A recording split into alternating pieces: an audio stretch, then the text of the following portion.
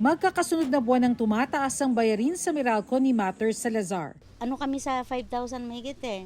Tapos nung nag 7,000, parang ang taas na. Tapos nung susunod na dapat bayaran na namin 2 buwan. So parang nakalimutan lang dahil sa trabaho, ganyan, busy. Nagdumating yung bill ng sumunod na 8,000. Magkano lang naman ang kinikita namin sa pagtitinda ng ulam? Pero hindi pa siya nakakahinga, heto tataas na naman ang singil sa kuryente ngayong buwan ng Hulyo. 34 centavos per kilowatt-hour ang dagdag singil ng Meralco. Katumbas yan ng halos 69 pesos para sa karaniwang bahay na kumukonsumo ng 200 kilowatt-hours kada buwan.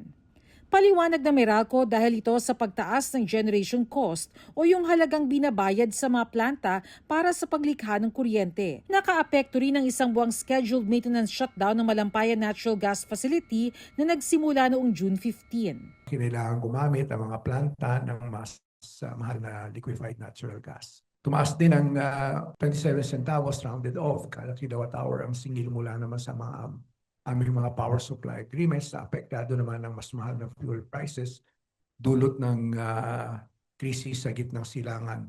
Tumaas din ang presyo sa spot market dahil sa pagtaas ng demand sa kuryente.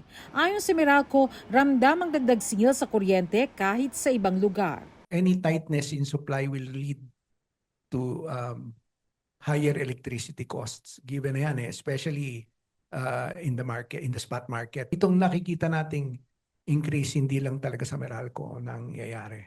It is happening actually in other parts of the country. May nakaamba pang pagtaas sa distribution charge. Sa huling bahagi ng Agosto o sa Setyembre, posibleng ilabas ng Energy Regulatory Commission o ERC ang desisyon sa petisyon ng Meralco na itaas ang average distribution charge sa 2 piso at 34 na sentimo per kilowatt-hour mula sa piso at 35 sentimo. Conduct the spot check or inspection of Meralco assets. So we are already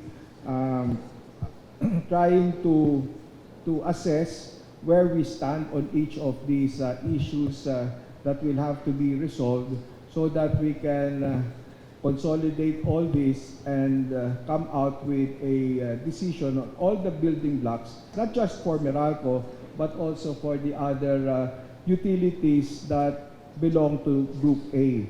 Dahil wala naman daw magagawa kundi bayaran ng kuryenteng na konsumo, araw-araw pinag-iipunan ni Liza ang pangbayad sa kuryente. Nadoble yung bill ng kuryente namin. Araw-araw mag-iipon ka. Magsisave ka para sa kuryente, para sa gas.